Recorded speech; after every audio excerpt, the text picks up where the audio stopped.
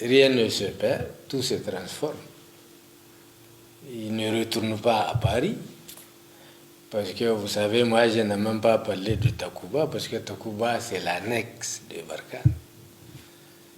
Takuba c'était pour divertir et diluer la responsabilité de la France qu'elle a mobilisé les pays européens pour qu'ils envoient des troupes, pour un peu diluer ses responsabilités et surtout partager le coût avec ces pays-là. Vous avez vu, c'est des pays souvent qui ne peuvent même pas situer le Niger, le Mali, sur une carte de l'Afrique.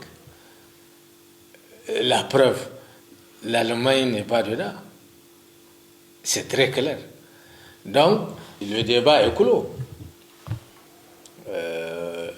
Le président français, lors de son point de presse, qui avait suivi son mini-sommet ou son dîner de travail à l'Élysée, a déclaré qu'ils vont retirer leurs militaires du Mali, mais ils seront repositionnés au Niger.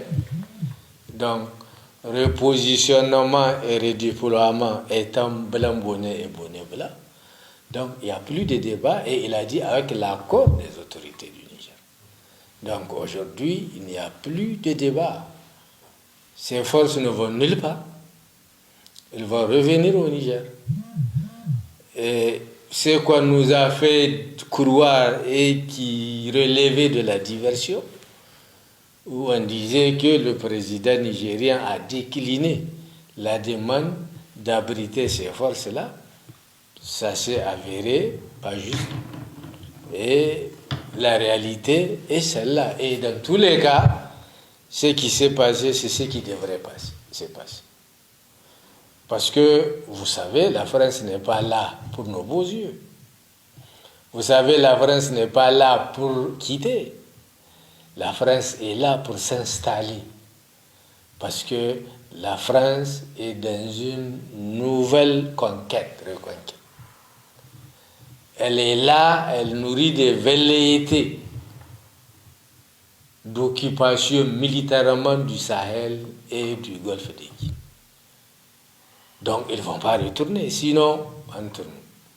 S'ils étaient là pour nous appuyer, s'ils étaient là pour nous, dès lors que le Mali a dit, parce que le Mali n'a même pas dit qu'il ne veut pas coopérer avec la France.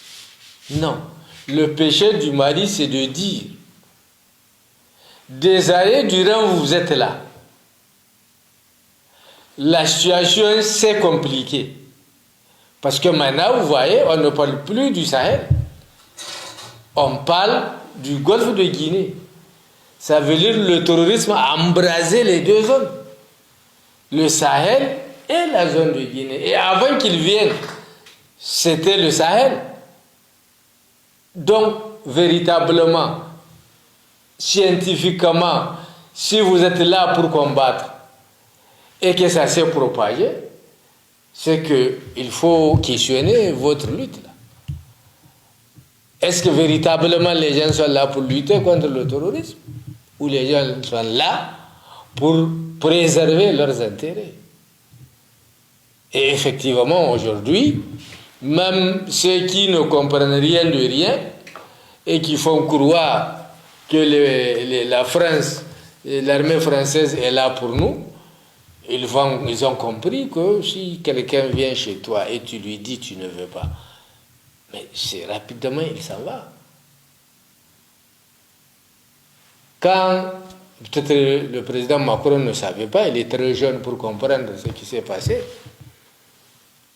Et ce n'est pas des tirailleurs sénégalais, maliens y compris, ceux qui sont partis libérer la France.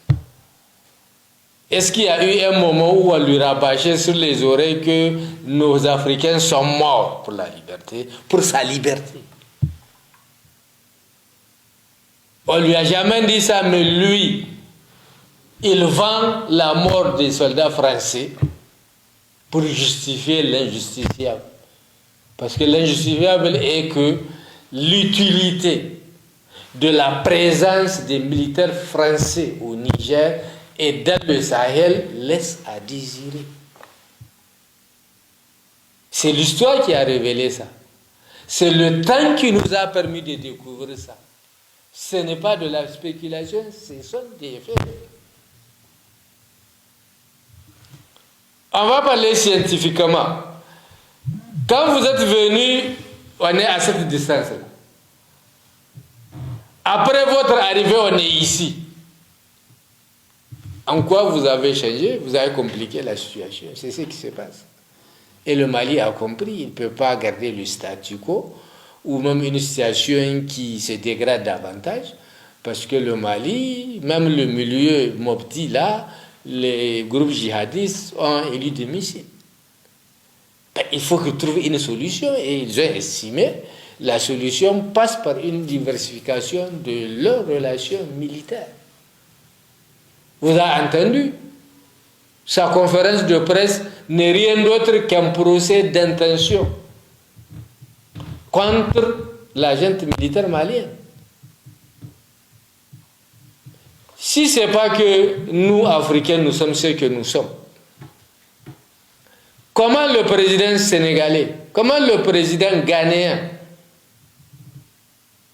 peuvent se tenir debout à côté de quelqu'un qui traîne dans la boue un peuple frère qui est lié par les accords de la CEDEAO parce que tous les deux sont membres de la CEDEAO. Et la CEDEAO prône la solidarité, prône les relations de bon voisinage. Comment ces deux chefs d'État peuvent se tenir à côté du président Macron qui infantilise l'Afrique, y compris eux? Parce qu'ils estiment, nous, on est des enfants. On n'est pas capable de nous gérer. On ne sait même pas d'ailleurs ce que nous voulons. Seul lui sait ce que nous voulons. Et lui, il est là pour nous guider sur le bon chemin. C'est une insulte. Comment ils peuvent se tenir à côté de quelqu'un qui les insulte d'abord? Parce qu'eux-mêmes, ils sont africains. Comment ils peuvent se tenir à côté de quelqu'un qui insulte un peuple frère malien? Parce que ce peuple a opté pour la diversification de ses relations. Et ça, pour la France, c'est un péché. Or, après avoir libéré la France, les Américains étaient restés. C'est le président français de Gaulle qui a dit aux Américains de partir. Et ils sont partis. Ils n'ont pas fait ce bouquet-là. Et c'est la chose la plus normale. Celui qui t'a fait venir, il dit merci beaucoup. Vraiment, c'est bon, vous pouvez retourner. Vous retournez. Et non rester pour tirer sur tous ceux qui bougent. N'importe quelle rencontre que le président Macron fait avec une autorité internationale, il parle du Mali, même si le gars ne connaît pas le Mali, c'est le Mali. C'est le Mali. Il est omnibulé par le Mali. Parce que le Mali a fait découvrir ce qu'il cachait, a fait découvrir ce que c'est que la France, a fait découvrir le vrai visage de la France aux Africains qui croient qu'ils ne peuvent pas exister sans la France. Et que voilà un pays qui a pris une option. Donc, il faut lui mettre les bâtons dans les roues pour qu'il ne réussisse pas. Parce que si le Mali réussit, ça veut dire les autres pays maintenant qui avaient cette psychose, où il n'existe pas sans la France, ils vont comprendre en réalité, on peut même mieux vivre sans la France. Et c'est ça qui a mis le président Macron dans tous ses états.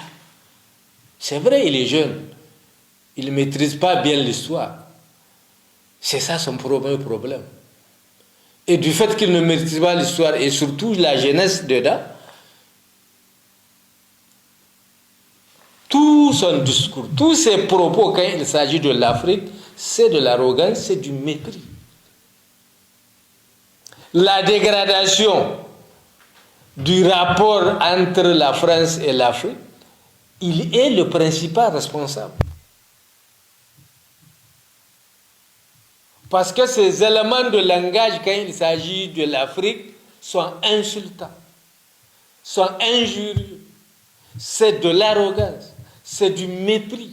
C'est lui qui a envenimé c'est la goutte d'eau, en fait c'est lui qui a apporté la goutte d'eau qui a débordé le vase.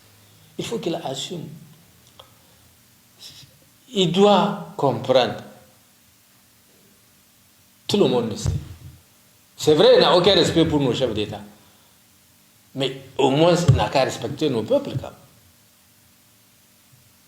Si un peuple décide de pactiser avec le diable, où est son problème? Est-ce que c'est lui le peuple français, malien? Est-ce que c'est lui qui décide à la place du peuple malien? Il faut qu'il enlève de sa tête cette infantilisation imaginaire de l'Afrique, sur laquelle il se base pour échafauder des théories, pour asseoir sa domination et son occupation de l'espace. Ça ne marche pas. Les générations qui sont en face, ils ne savent pas ce que c'est que la colonisation. Ils sont très fiers de leur pays. Et on ne peut pas les divertir. Les manœuvres de la France, diviser pour mieux régner, faire venir Macky Sall, le président de l'Union africaine, faire venir le Ghanéen, président de la CEDEAO, faire venir le président nigérien, faire venir le Tchadien, qui est un putschiste. C'est un régime anticonstitutionnel là-bas. Mais lui, comme il ne menace pas les intérêts de la France, lui, c'est un coup d'État salvateur. Mais le Mali, non, comme le Mali menace les intérêts de la France, c'est le diable à combattre par tous les moyens. Les propos qu'ils ont tenus n'engagent qu'eux-mêmes. Ça n'engage pas les peuples africains. Ce que Macky a dit n'engage aucun peuple. Je ne suis même pas sûr si ça engage le peuple sénégalais, à plus forte raison les peuples de l'Afrique au nom desquels il a parlé. Les propos tenus par le président ghanéen n'engagent que lui-même. Je suis convaincu que ça n'engage pas les Ghanéens, à plus forte raison les peuples de la CEDEAO. Donc ça là, ça ne porte plus, c'est désuet. Besoin de la France a plus besoin de l'Afrique. Mais dans les rapports internationaux, on peut coopérer. Mais pas de coopération caractérisée par le néocolonialisme. Pas de coopération basée sur la subordination, mais de coopération d'égal à égal. De coopération pour un respect mutuel. Ça va aller. Mais si ce n'est pas ça, là, il perd son temps. Comme on dit chez lui, le vin est tiré, même si tu ne le bois pas, il ne peut pas retourner dans la bouche.